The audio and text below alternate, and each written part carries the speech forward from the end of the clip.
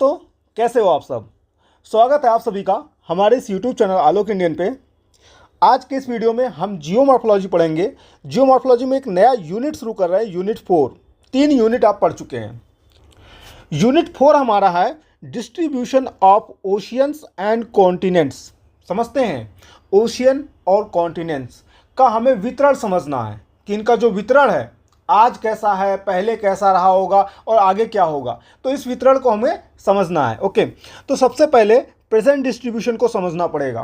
Present distribution क्या है, आज का हमारा जो वर्तमान वितरण है इन महाद्वीपों का, इन महासागरों का, उसको समझना है। तो इसके लिए हम मैपिंग का एक वीडियो लेके आएंगे और उसमें आपको अच्छे से समझाया जाएगा। तो इसको हम साइड करते हैं अभी। इसके बाद आज हमें कहाँ शुरू करना है, आज हमें शुरू करना है एक नया थ्योरी से, कॉन्टिनेंटल ड्रिफ्ट थ्योरी। किसका? अल्फ्रेड वेगनर का। तो ये हमारा पहला सिद्धांत जो आज हमें पढ़ना पड़ेगा। इसके बाद इस चैप्टर में और भी सिद्धांत आपको पढ़ने हैं, जैसे कन्वेक्शनल करंट थ्योरी पढ़ना है, आर्थर होम्स का, सी फ्लोर स्प्रेडिंग पढ़ना है, हैरी हेस का, और प्लेट टेक्टोनिक थ्योरी पढ़ना है। ओके, तो इतनी सारी थ्योरीज जब आप पढ़ लेंगे तो ये चैप्टर आपका फिनिश हो जाएगा। बट ये इतना आसान नहीं है। ये जो थ्योरीज है ना, थोड़े बड़े बड़े हैं। इनके माध्यम से आप क्या सीखेंगे? पहली बात आप ये सीखेंगे कि जो हमारा कॉन्टिनेंट्स होते हैं ये स्टैटिक नहीं है, ये एक जगह पे स्थिर नहीं है। दे आर मूविंग कॉन्टिन्यूसली, ये लगातार क्या कर रहे हैं? मूव कर रहे हैं। ओके, तो जब पहला बात आप सीख जाएंगे तो दूसरा बात आपको क्या सीखना पड़ेगा? किस वजह से मूव कर रहे हैं, what are the force behind it. ठीक है, कौन से फोर्स हैं जो रिस्पॉन्सिबल होते हैं for the movement of this continent and ocean. तो आपको सेकंड चीज जो पढ़ना है, रीजन फॉर इट्स मूवमेंट, मतलब कॉन्टिनेंट और ओशियन जो मूव करते हैं किस वजह से मूव करते हैं।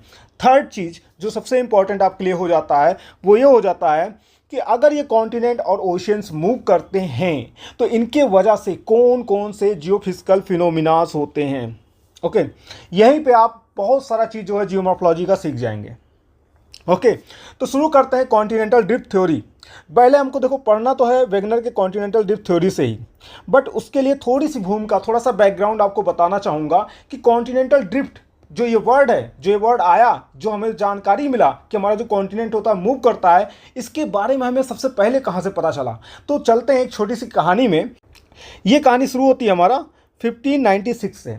ओके, 1596 में एक हमारे मैप मेकर थे जिनका नाम था अब्राहम ऑर्टेलियस। ठीक है, ये हमारे डच मैप मेकर थे। अब मैप मेकर है मतलब मैप बनाते हैं, तो ये मैप बनाने का मतलब है कि ऐसे कुछ मैप बना रहे थे।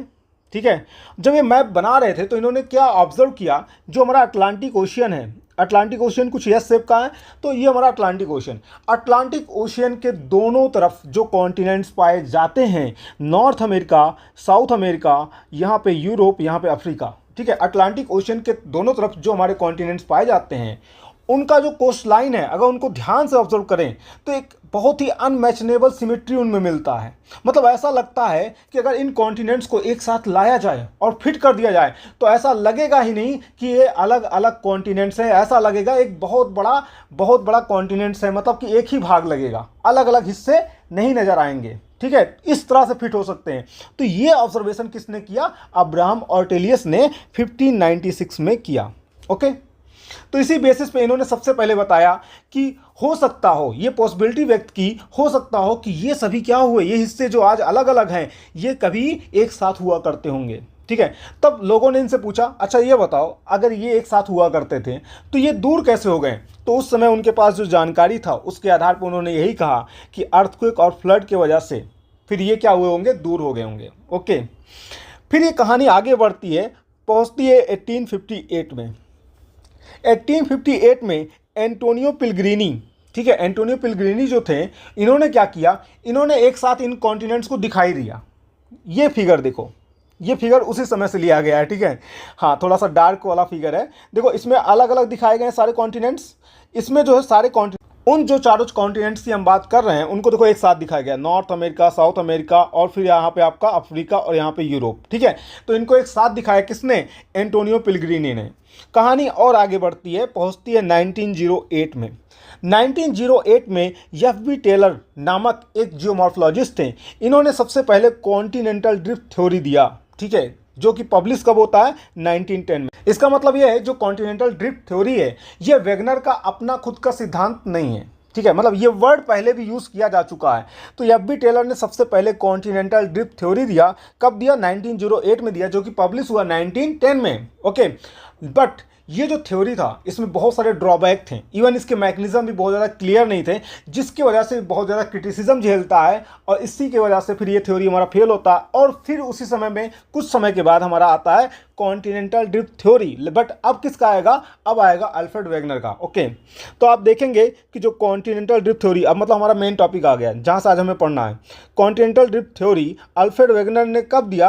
1912 में दिया। कितने समय बाद? देखो, इस थ्योरी के जस्ट 2 साल बाद, जैसे ये थ्योरी पब्लिश होता है उसके 2 साल बाद ये थ्योरी हमारा आता है। ओके, अब ये टॉपिक के बारे में बात करें एग्जाम पर्सपेक्टिव से, तो प्री में भी इंपॉर्टेंट है, मेंस में भी इंपॉर्टेंट है। मेंस में इस टॉपिक से हमारा क्वेश्चन पूछा जाता रहा है और प्री में आप देखेंगे 2025 में ये आपका क्वेश्चन पूछा है प्री में यूपीएससी के। ठीक है, बाकी और क्वेश्चंस जो पूछे गए इस टॉपिक से अभी मैं कराता हूँ at the last of the video. Okay, तो देखते रहिए।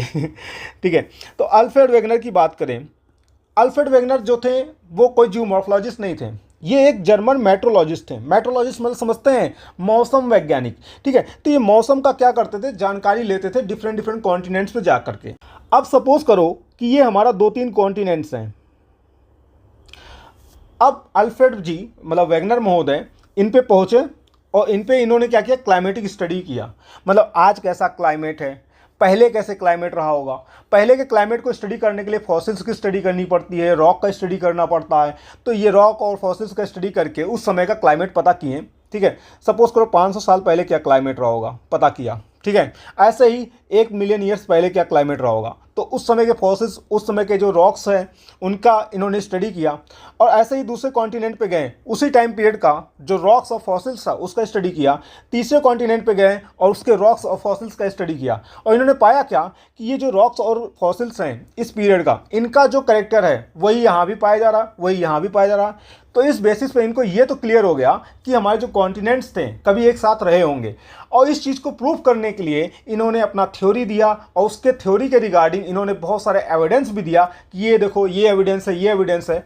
ठीक है, और इस बेसिस पे इनका जो थ्योरी था वो एक समय में बहुत ज़्यादा प्रमाणित माना गया।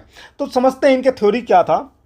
तो देखो, जो हमारे वेगनर महोदय थे इन्होंने अपना कॉन्टिनेंटल ड्रिफ्ट थ्योरी प्रपोज किया 1912 में और उसको फिर से एक बार रिवाइज किया कब? 1924 में। ओके, ये क्या करना चाहते थे? ये एक्सप्लेन करना चाहते थे about present distribution of ocean and continents, की हमारे महाद्वीप और महासागरों का आज जो प्रेजेंट डिस्ट्रीब्यूशन है वो कैसे हुआ।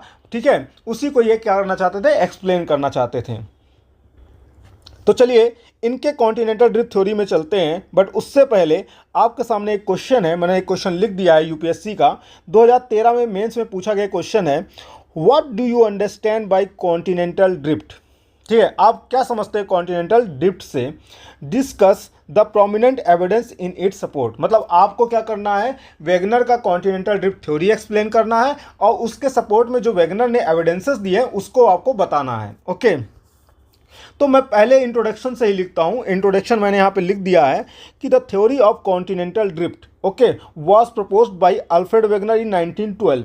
ये क्या करना चाहते थे? ये एक्सप्लेन करना चाहते थे about the present distribution of continent and ocean. Okay, according to him, इनके अकॉर्डिंग कॉन्टिनेंटल ड्रिफ्ट का क्या मतलब है? अकॉर्डिंग टू हिम कॉन्टिनेंट्स और नॉन स्टैटिक, कॉन्टिनेंट जो होते हैं वो एक जगह पे स्थिर नहीं है, they are moving and so the ocean. ये कॉन्टिनेंट्स जो होते हैं मूव करते हैं और जैसे कॉन्टिनेंट मूव करेगा तो ओशियन भी क्या करता है? अपना शेप चेंज करता है। ओके, अब इनके थ्योरी में आगे बढ़ने से पहले ये आपको देखो आंसर राइटिंग में ऐसे नहीं लिखना है, ये नोट वोट करके आंसर राइटिंग में नहीं लिखा जाता है। ठीक है, आंसर राइटिंग में नोट करने के लिए नहीं है, ये आपके दिमाग में नोट करने के लिए है। तो देखिए वेगनर जो अपना थ्योरी दे रहे हैं कॉन्टिनेंटल ड्रिफ्ट वाला, वो टाइम कब है? 1912 में।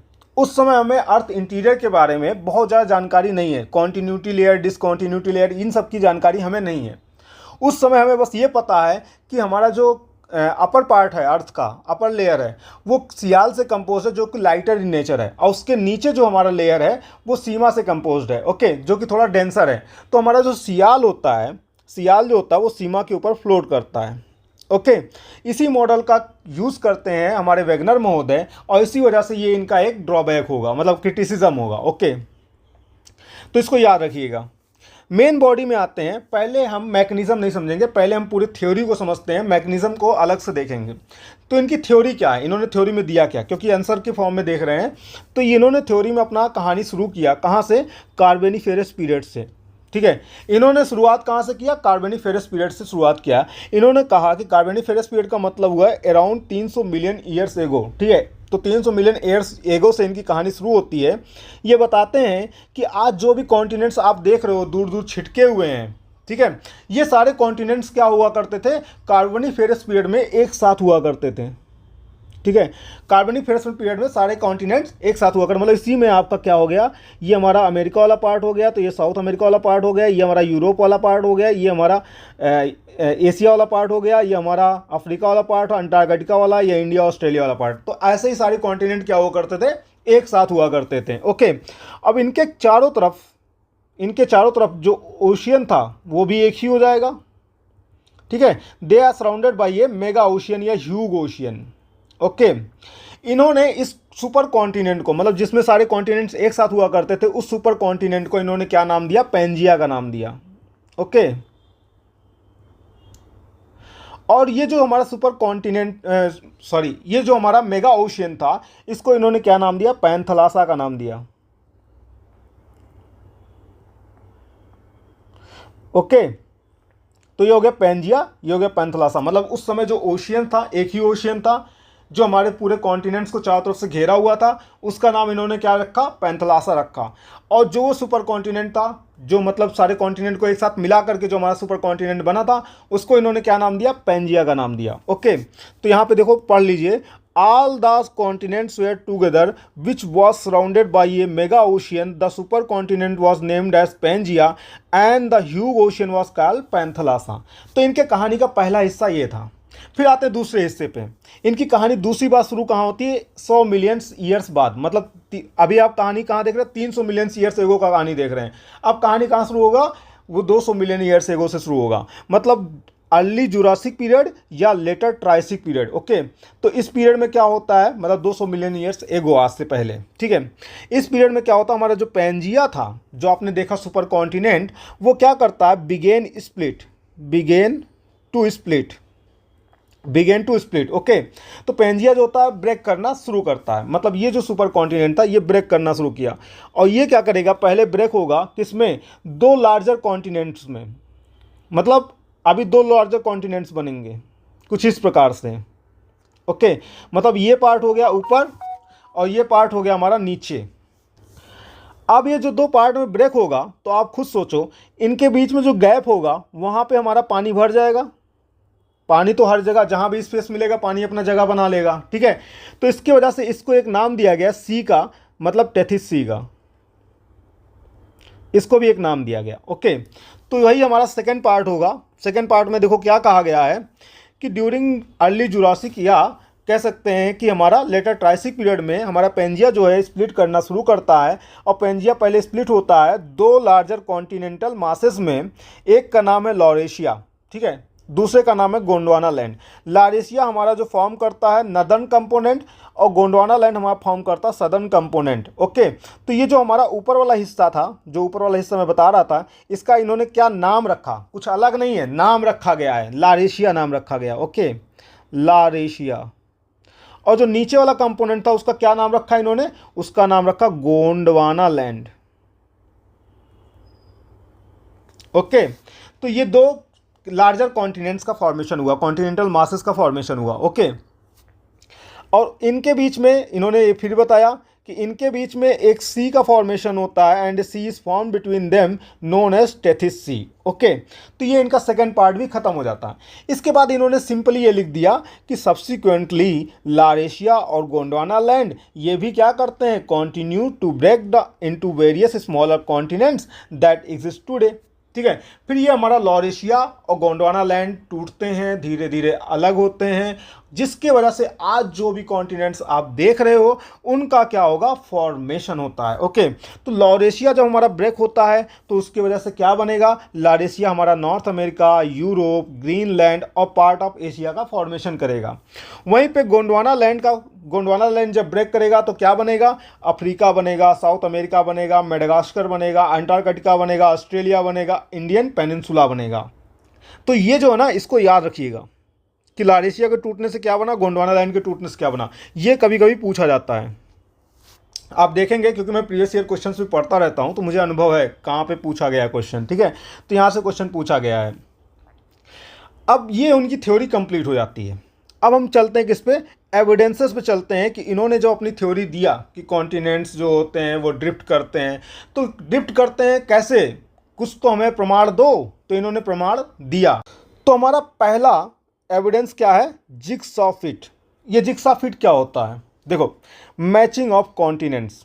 ओके, तो इन्होंने पहले क्या बताया, इसको पढ़ लेते हैं।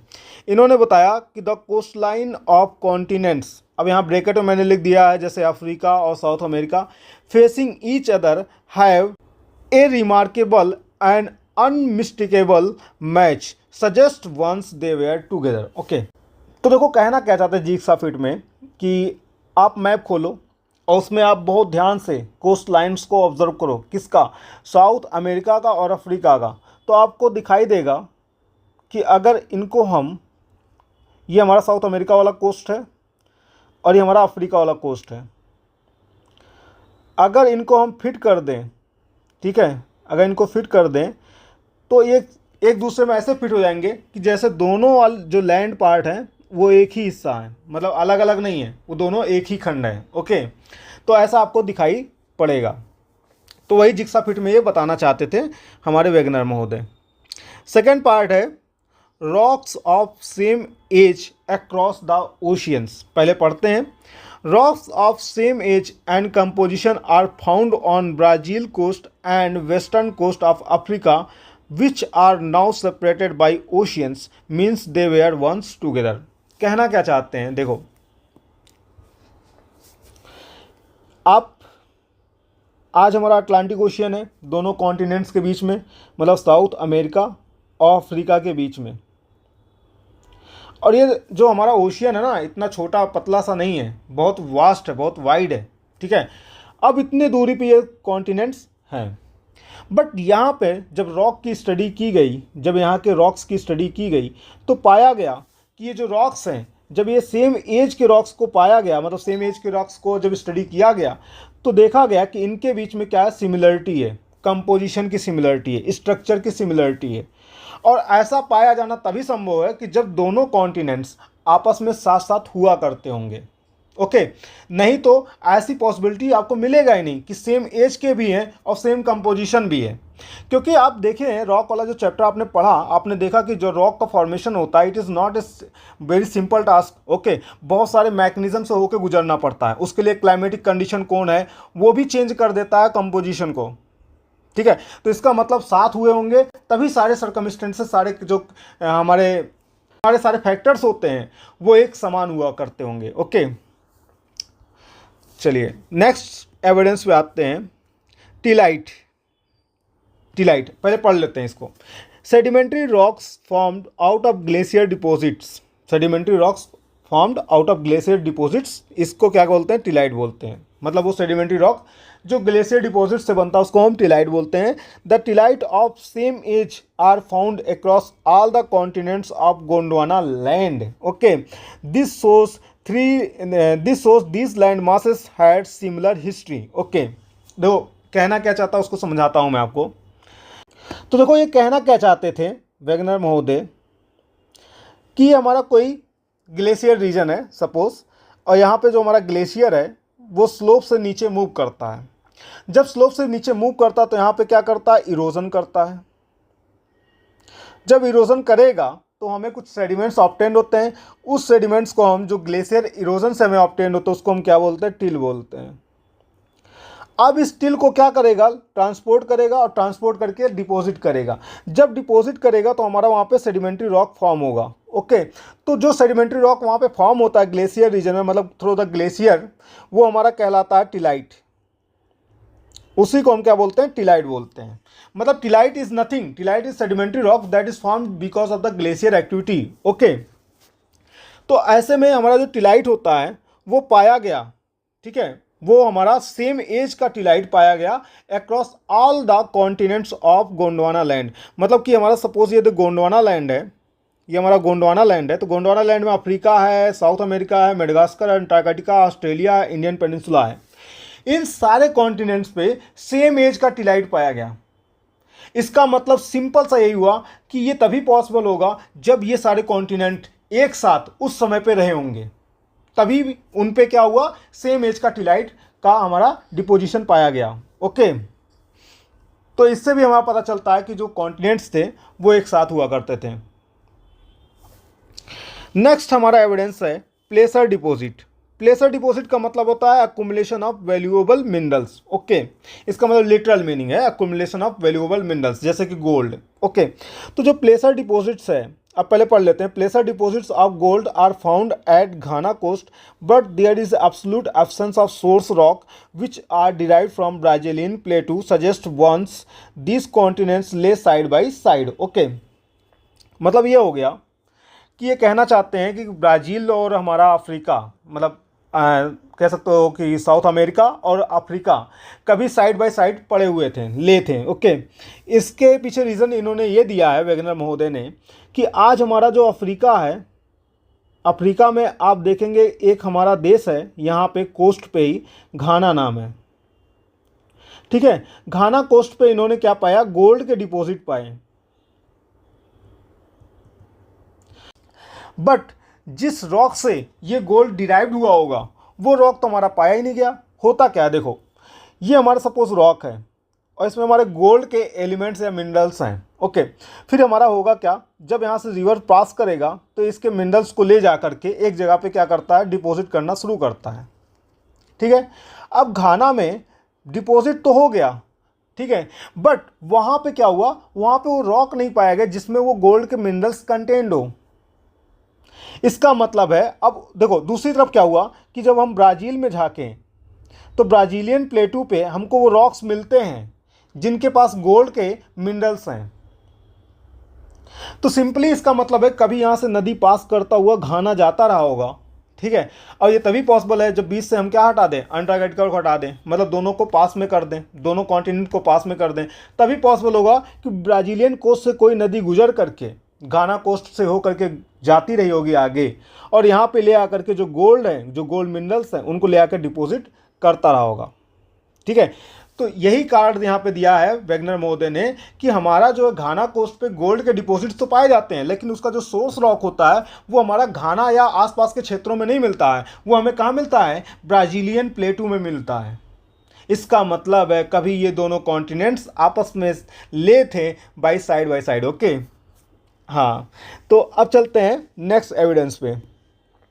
नेक्स्ट एविडेंस हमारा फॉसिल्स का। ठीक है, मतलब आप खुद ही ये चीज़ समझ सकते हैं कि वेगनर महोदय मेट्रोलॉजिस्ट थे, तो पैलियो क्लाइमेटिक डेटा क्या करते होंगे, कलेक्ट करते होंगे, तो उसके लिए क्या करते होंगे, फॉसिल्स की स्टडी करते होंगे। तो इन्होंने डिफरेंट कॉन्टिनेंट्स पे जाके एनिमल्स और प्लांट के फॉसिल्स की स्टडी किया और इन्होंने पाया कि सेम पीरियड का जो फॉसिल्स है, ठीक है, डिफरेंट कॉन्टिनेंट्स पे पाए जाते हैं। तो इसका मतलब है कि आप खुद सोचो, अगर आप इक्वेटोरियल रीजन में हो तो वहाँ पे जो प्लांट होगा, वहाँ पे जो वेजिटेशन होगा, वहाँ पे जो एनिमल्स होगा वो अलग होगा। आप ट्रॉपिकल रीजन में जाते हैं, पोलर रीजन में जाते हैं, वहाँ पे प्लांट और एनिमल्स जो होते हैं वो डिफरेंट हो जाते हैं। अब सारे कॉन्टिनेंट पे आपको सेम एनिमल्स और प्लांट के फॉसिल्स पाए गए हैं, तो इसका मतलब है कि वो सारे जो कॉन्टिनेंट्स थे वो किसी एक सेम क्लाइमेटिक जोन्स में रहे होंगे कभी, इसीलिए ऐसा पॉसिबिलिटी हुआ कि वहाँ पे जो फॉसिल्स एनिमल्स और प्लांट्स के पाए जा रहे हैं वो सिमिलर हैं। ठीक है, तो यही इन्होंने इसमें बताया है। तो इसको पढ़ लीजिए, fossils of same some plants and animals are found on different continents. Even today they are lying on a different climatic zones, implies these continents were once connected. Okay, तो ये था इनका पूरा थ्योरी और उसके बारे में एविडेंस। अब हम चलते हैं इनके मैकेनिज्म वाले पार्ट पे और देखते हैं कि इन्होंने कौन से फोर्स को रिस्पॉन्सिबल बताया for the drifting of continent. तो पढ़ेंगे mechanism and force of drift. Okay, तो देखिए इसमें क्या है कि अकॉर्डिंग टू वेगनर के अकॉर्डिंग क्या है, the continental blocks were consist of lighter sial, वही उन्होंने यूज़ किया। ठीक है, एडवर्ड स्वेस का जो हमारा अर्थ मॉडल था, अर्थ इंटीरियर का जो मॉडल था, उसको इन्होंने यूज़ किया और उस बेसिस पे इन्होंने बताया कि जो हमारा कॉन्टिनेंटल ब्लॉक है वो किससे कंसिस्ट है, वो किससे कंपोज्ड है, हमारा सिलिका और एल्युमिनियम से कंपोज्ड है, जो कि लाइटर इन नेचर है। एंड ये हमारा जो सियाल है ये फ्लोट कर रहा है ओवर क्या, ओवर डेंसर सीमा विदाउट एनी रेजिस्टेंस, अभी यहाँ पे नोट करिएगा इस पॉइंट को, बिना किसी रेजिस्टेंस के ये क्या कर रहा, फ्लोट कर रहा है। इन्होंने अपने शुरुआती थ्योरी में ये बताया कि हमारा जो सियाल है वो फ्लोट कर रहा over sima without any resistance, कोई रेजिस्टेंस नहीं लग रहा नीचे से। Okay, after breaking of Pangaea, जब पेंजिया ब्रेक होता है तो continents drifted in two directions, दो डायरेक्शन में कॉन्टिनेंट्स का ड्रिफ्टिंग होता है। ठीक है, मतलब मैकेनिज्म में तो यही बताया जाएगा ना कैसे मूवमेंट हो रहा है। तो मैकेनिज्म में इन्होंने बताया कि जब पेंजिया ब्रेक हुआ, जैसे आपको बताया गया था, जो हमारा सुपर कॉन्टिनेंट था, जब मतलब हमारे सारे कॉन्टिनेंट एक साथ हुआ करते थे, इसको हमने क्या नाम दिया था, पेंजिया का नाम दिया था। तो ये जो पेंजिया जब ब्रेक होता है तो ये दो तरफ मूवमेंट करना शुरू करता है। पहला हमारा होगा इक्वेटरवर्ड मूवमेंट, मतलब इक्वेटर की तरफ मूव करेगा, और दूसरा मूवमेंट हमारा होगा वेस्टवर्ड मूवमेंट। ठीक है, इक्वेटरवर्ड मूवमेंट मतलब इक्वेटर की तरफ मूव करेगा, वो मतलब नॉर्थ की ओर मूव करेगा, और दूसरा वेस्ट की ओर मूव करेगा। तो इन्होंने इसके पीछे रीजन बताया, बिकॉज ऑफ टू फोर्सेस। क्यों ऐसा दो मूवमेंट क्यों था, क्योंकि दो तरीके के फोर्स लग रहे थे। पहला फोर्स है पोलर फ्लिंग फोर्स। ओके, अब ये पोलर फ्लिंग फोर्स होता क्या है तो देख लीजिए, centrifugal force cast by earth rotation, because our earth is rotating. तो अर्थ जब रोटेट करता है तो उसकी वजह से लगता है सेंट्रीफ्यूगल फोर्स। अब ये सेंट्रीफ्यूगल फोर्स क्या करेगा, ये हमारे ऑब्जेक्ट्स को क्या करेगा, पुश करेगा away from the axis of rotation. ठीक है, मतलब नॉर्थ पोल और साउथ पोल से ढकेलेगा, एक्सिस ऑफ रोटेशन से ढकेलेगा। तो किधर ढकेलेगा, टूवर्ड द इक्वेटर, जिसकी वजह से हमारा जो इक्वेटर होता है वो थोड़ा सा बल्जी है, थोड़ा सा निकला हुआ, थोड़ा सा उठा हुआ है, थोड़ा सा उभार है। कहाँ पे, इक्वेटर पे। बिकॉज हमारा अर्थ रोटेट करता है तो हमारे अर्थ के रोटेशन की वजह से सेंट्रीफ्यूगल फोर्स लगता है। सेंट्रीफ्यूगल फोर्स लगने की वजह से जो भी ऑब्जेक्ट्स हमारे पृथ्वी के ऊपर हैं, सतह पर हैं, वो क्या करेंगे, उनको ये ढकेलेगा। ठीक है, ढकेलेगा away from the axis, axis से दूर। मतलब ये हमारा नॉर्थ एक्सिस है, ये हमारा साउथ एक्सिस है, तो नॉर्थ और साउथ एक्सिस से क्या करेगा, दूर ढकेलेगा, मतलब टूवर्ड्स द इक्वेटर। ओके, यही कारण है कि इक्वेटर जो होता है हमारा बल्जी होता है, थोड़ा सा उठा हुआ, थोड़ा सा उभार वहाँ पे दिखाई देता है। ओके, तो ये था पोलर फ्लिंग फोर्स। दूसरा कौन सा फोर्स था, मतलब एक फोर्स पोलर फ्लिंग फोर्स है, जिसकी वजह से क्या चीज हो रहा है, जो हमारे कॉन्टिनेंट्स हैं उनका इक्वेटरवर्ड मूवमेंट हो रहा है। दूसरा हमारा कौन सा फोर्स है, टाइडल फोर्स। इन्होंने बताया टाइडल फोर्स की वजह से वेस्टवर्ड मूवमेंट होगा, किसका, कॉन्टिनेंट्स का। ओके, ये टाइडल फोर्स से कैसे वेस्टवर्ड मूवमेंट हो जाएगा। ओके, तो टाइडल फोर्स आप समझते होंगे, tidal force is cast by gravitational pull by sun, moon, etc. ठीक है, तो ये ग्रेविटेशनल पुल है, क्या है, टाइडल फोर्स क्या है, ग्रेविटेशनल पुल है। ओके, अब सपोज करो कि हमारा अर्थ जो है वो रोटेट कर रहा है west to east, west to east move कर रहा है, तो जो पृथ्वी पर जो सतह पर जो चीज़ें हैं वो भी क्या करेंगे, वेस्ट टू ईस्ट मूव करेंगे। बट ये टाइडल फोर्स ना इस पर थोड़ा सा क्या करेगा, इसको थोड़ा सा पीछे खींच देगा। मतलब टाइडल फोर्स की वजह से ये थोड़ा सा पीछे रह जाएंगे, क्योंकि टाइडल फोर्स जो है ये इन पे एक्ट करेगा, जो कॉन्टिनेंट्स हैं उन पे एक्ट करेगा, जिसकी वजह से कॉन्टिनेंट थोड़ा सा वेस्टवर्ड शिफ्ट हो जाएंगे। ओके, तो यही इन्होंने बताया कि टाइडल फोर्स जो होता है वो कॉन्टिनेंट्स को क्या करेगा, वेस्टवर्ड मूव करेगा। ओके, तो ये था इनका पूरे थ्योरी का मैकेनिज्म। अब इन्होंने एक चीज़ और एक्सप्लेन किया, इन्होंने एक्सप्लेन किया कि किस प्रकार से हमारा जो माउंटेन्स हैं टर्सरी पीरियड के उनका फॉर्मेशन होता है। तो देखो इन्होंने क्या बताया, during its equatorward and westward movements the front edge of drifting continental block were crumpled and folded against the resistance of the rocks of sea floor sima. Okay, resulted the young fold mountain of tertiary period were formed at different continents। मतलब ऐसा हुआ ना कि इनके theory को आपने देखा 1912 में दिया, 1924 में रिवाइज किया। तो ये रिवाइज का जरूरत कैसे पड़ गया, क्योंकि इन्होंने भी विचार किया, लंबे समय तक विचार किया। अब इनसे ना ऐसा पूछा गया कि चलो ठीक, आपने बता दिया कॉन्टिनेंट्स तो ड्रिफ्ट करते हैं, आप ये बताओ कि जो ये टर्सरी पीरियड के हमारे यंग फोल्ड माउंटेन हैं, अब टर्सरी पीरियड के यंग फोल्ड माउंटेन कौन कौन से हैं, रॉकी है, एंडीज़ है, एटलस है, हिमालय है, अल्प्स है। ठीक है, तो ये हमारे जो माउंटेन्स है टर्सरी पीरियड के यंग फोल्ड माउंटेन, इनका फॉर्मेशन कैसे हुआ होगा, जरा बताइए वेगनर महोदय जी। तो इन्होंने उसको जब एक्सप्लेन करना शुरू किया तो इन्होंने एक गलती कर दिया। अब पहले शुरुआत में आपने देखा इन्होंने ये माना था कि sial is floating over sima without any resistance, कोई रेजिस्टेंस नहीं लग रहा है। लेकिन जब इन्होंने अब इसका यंग फॉल माउंटेन के फॉर्मेशन को एक्सप्लेन किया तो इन्होंने बताया कि जो हमारा सियाल है वो सीमा के ऊपर फ्लोट कर रहा है, और फ्लोट कर रहा है किस डायरेक्शन में, एक इक्वेटरवर्ड डायरेक्शन में और एक वेस्टवर्ड डायरेक्शन में। तो जब ये इक्वेटरवर्ड या वेस्टवर्ड डायरेक्शन में मूव करता है तो ऐसे में इसके ऊपर क्या लगता है, रेजिस्टेंस लगता है। रेजिस्टेंस की वजह से अगर ये इक्वेटरवर्ड मूव कर रहा है तो इसका नदर्न पार्ट जो होगा, उसका जो नदर्न वाला हिस्सा होगा वो क्या हो जाएगा, वो एज हमारा क्रम्पल्ड हो जाएगा और फोल्ड हो जाएगा, और उसकी वजह से हमारे नॉर्दर्न पार्ट में क्या बनेगा, यंग फॉल माउंटेन बनेगा। ठीक है।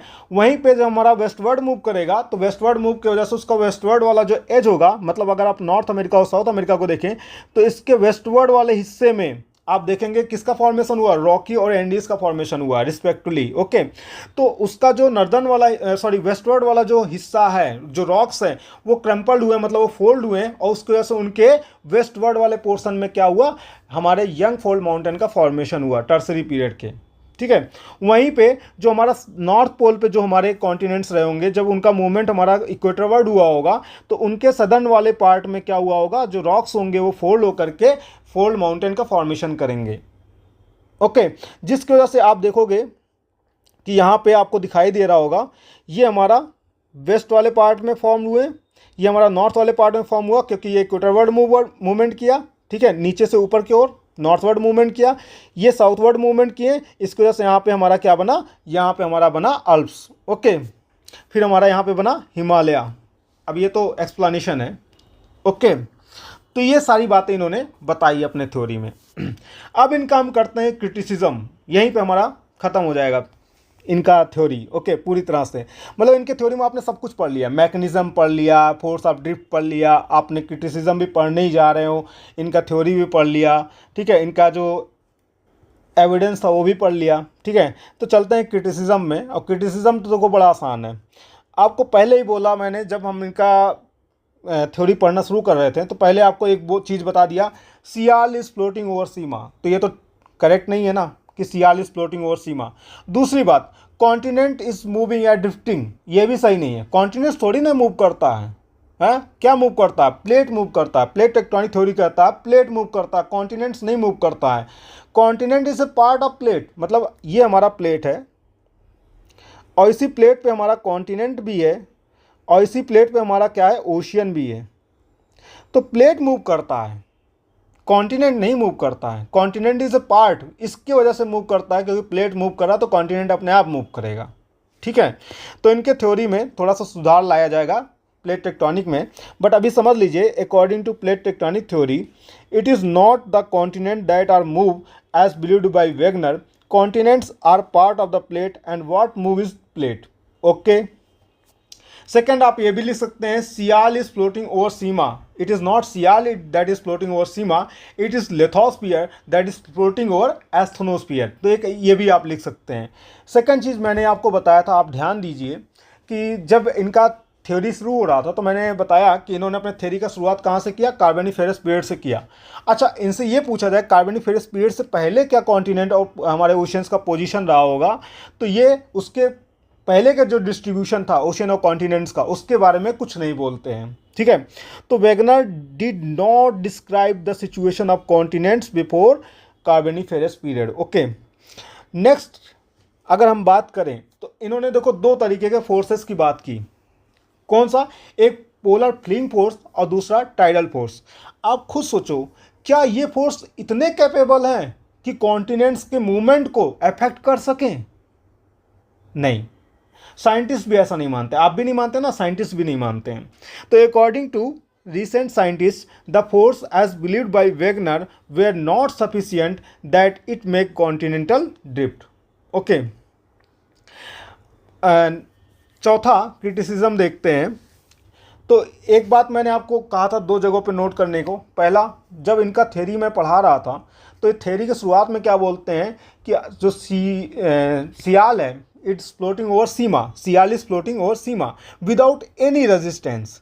लेकिन लेटर पार्ट में इन्होंने जब young fold mountain, tertiary period के यंग फॉल माउंटेन के फॉर्मेशन को एक्सप्लेन किया तो वहाँ पे एक्सप्लेनेशन का मेन पार्ट यही था कि sial is floating over sima but without resistance नहीं, विथ रेजिस्टेंस, और उसी रेजिस्टेंस की वजह से हमारा जो सियाल है उसका जो सबसे कह सकते हैं कि वो वाला हिस्सा जिस पे हमारा रेजिस्टेंस लगेगा वो क्या हो जाएगा, फोल्ड हो जाएगा, और उसकी वजह से हमारा टर्सरी पीरियड का यंग फोल्ड माउंटेन का फॉर्मेशन होगा।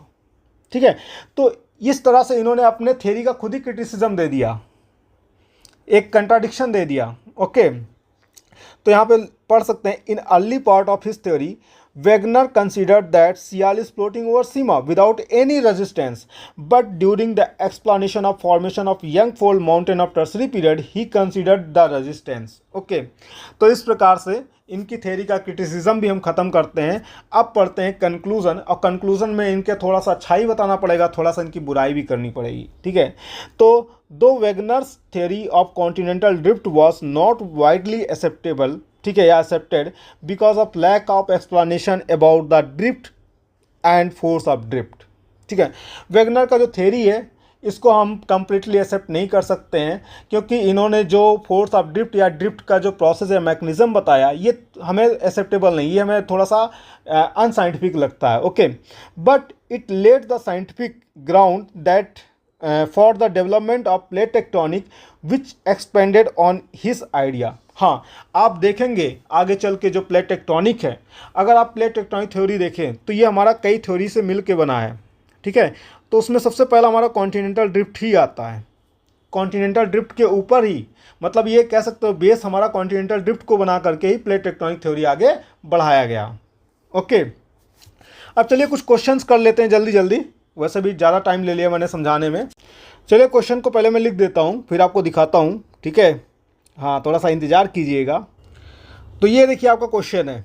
ठीक है, बड़े ध्यान से पढ़िएगा बिकॉज ये हमारा यूपीएससी का क्वेश्चन है। Okay, which of the following are evidences of the phenomena of continental drift. Continental drift का कौन कौन सा एविडेंस है, ये हमारा यूपीएससी 2025 प्री का क्वेश्चन है, मतलब इसी साल जो पेपर आया था। ओके, पहला हमारा ऑप्शन है the belt of ancient rock. ठीक है, the belt of ancient rock from Brazil coast match from those of western Africa. Okay, तो हमारे जो ब्राज़ील कोस्ट पे जो रॉक मिला है उसका हम क्या पाते हैं, मैच पाते हैं वेस्टर्न अफ्रीका में। सोचिएगा, आप सोचिए, ये आपको करना, मुझे नहीं करना, मैं तो सिर्फ पढ़ूंगा ध्यान से। ओके, मुझे पढ़ के चले जाना है। The gold deposits of Ghana are derived from Brazil plateau when the two continents lay side by side. अब देखो, जो रेफरेंस मैं यूज़ कर रहा हूँ वहीं से क्वेश्चन ये आया है, ले साइड बाय साइड, यही वर्ड मैं यूज़ किया हूँ डायरेक्टली। ठीक है, इसके बाद next, the Gondwana system of sediment from India is known to have its counterpart in 6 different land masses of the southern hemisphere. अब आप गिन लेना 6 हैं कि नहीं है, क्योंकि ये यूपीएससी का क्वेश्चन है। ठीक है, तो 6 हैं कि नहीं ये भी गिन लेना सदर्न हेमिस्फीयर में। तो ये क्वेश्चन का आंसर आपको हमें कमेंट बॉक्स में देना है, वहाँ मैं आपको प्रॉपर जो भी इस एक्सप्लेनेशन लगेगा ना, एक एक बात का एक्सप्लेनेशन दूंगा। जब तक आपके पूरे डाउट क्लियर नहीं होंगे ना, तब तक मैं कमेंट बॉक्स में बैठा रहूँगा आपके लिए। नेक्स्ट क्वेश्चन मैं पहले लिख देता हूँ, टाइप करता हूँ यहाँ पे। देखिए, मैं क्वेश्चन नंबर यहाँ पे डाल देता हूँ। ये आपका क्वेश्चन नंबर 1 का आंसर होगा। जो आप कमेंट बॉक्स में लिखेंगे तो पहले का आंसर लिखिएगा, फिर दूसरे का आंसर लिखिएगा। ये आपके प्रैक्टिस के लिए है। ठीक है, हाँ, वही मैंने बताया ना कि मैं आपका आंसर दूंगा, गलत होंगे तो वहाँ पे सही करूँगा। ठीक है, सेकंड क्वेश्चन है the southern continent broken from Pangaea is called. मतलब आपको समझाया था मैंने कि ये हमारा पेंजिया था, एक सुपर कॉन्टिनेंट। ये जब ब्रेक करना शुरू करेगा तो ये 2 कॉन्टिनेंट्स में पहले ब्रेक होता है, नॉर्दर्न पार्ट, सदर्न पार्ट। तो आपको ये बताना है कि जो सदर्न पार्ट था हमारा इस कॉन्टिनेंट का, पेंजिया का जो हमारा सदर्न पार्ट था, उसको किस नाम से जाना गया। ठीक है, तो यही बताना आपको। Pacific ocean, Laurasia, Gondwana land, more than one of the above, none of the above. ये हमारा बीपीएससी में पूछा गया क्वेश्चन है, बीपीएससी प्री में 2022। ओके, नेक्स्ट क्वेश्चन हमारा होगा, ये हमारा नेक्स्ट क्वेश्चन है। ठीक है, क्वेश्चन नंबर 3, इसका भी आंसर आपको देना है। Which which one of the following continents was not a part of Gondwana land? Okay, North America, South America, Africa, Australia. Okay, तो बताइएगा। ऐसे एक क्वेश्चन मैं ओरली आपको पढ़ देता हूँ, MPPCS प्री 2008 का है। India was the part of ancient Gondwana land super continent. Okay, question पढ़ रहा हूँ। India was the part of ancient Gondwana land super continent. It include the following landmass of the present. Okay, मतलब यह है कि India के साथ साथ और कौन कौन से कॉन्टिनेंट जो है गोंडवाना लैंड के पार्ट थे। तो ऑप्शन सुनिएगा। पहला साउथ अमेरिका, दूसरा अफ्रीका, तीसरा ऑस्ट्रेलिया, चौथा है ऑल ऑफ द एबव। तो ये अपने से सॉल्व कर लीजिएगा। ओके, तो मिलते हैं नेक्स्ट वीडियो में और पढ़ेंगे एक नया टॉपिक जिसका नाम होगा कन्वेक्शन करंट थ्योरी। देखो, आपने देखा कि वेगनर के कॉन्टिनेंटल ड्रिफ्ट थ्योरी में हमको ये नहीं पता चल पाया कि कौन सा फोर्स है जिसकी वजह से कॉन्टिनेंट जो होते हैं मूव करते हैं। अभी तक हमको पता नहीं चल पाया है। ठीक है, तो हम जो है कन्वेक्शन करंट थ्योरी में पता करेंगे कि कौन सा फोर्स है। क्योंकि देखो, फोर्स जो वेगनर ने बताया उसको हमने क्रिटिसाइज कर दिया, तो क्रिटिसाइज करने के बाद कोई फोर्स खोजना पड़ेगा ना कि जिसकी वजह से हमारा कॉन्टिनेंट मूव करता है। तो देखते हैं कौन सा फोर्स निकल के आएगा इन कन्वेक्शन करंट थ्योरी। ओके, तो नेक्स्ट टॉपिक हमारा होगा, नेक्स्ट वीडियो हम बनाएंगे convection current theory.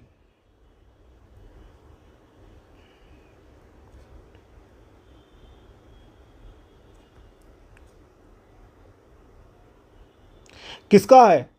Arthur Holmes का है। ओके, बड़े ध्यान से इसको समझा जाएगा। तो मिलते हैं नेक्स्ट वीडियो में। हाँ, आपसे एक रिक्वेस्ट है, आप मुझे मोटिवेट कर सकते हैं by like, share, subscribe etc। ठीक है, तो करते रहिए और मिलते हैं नेक्स्ट वीडियो में। तब तक के लिए अपना ध्यान रखिएगा। Bye bye.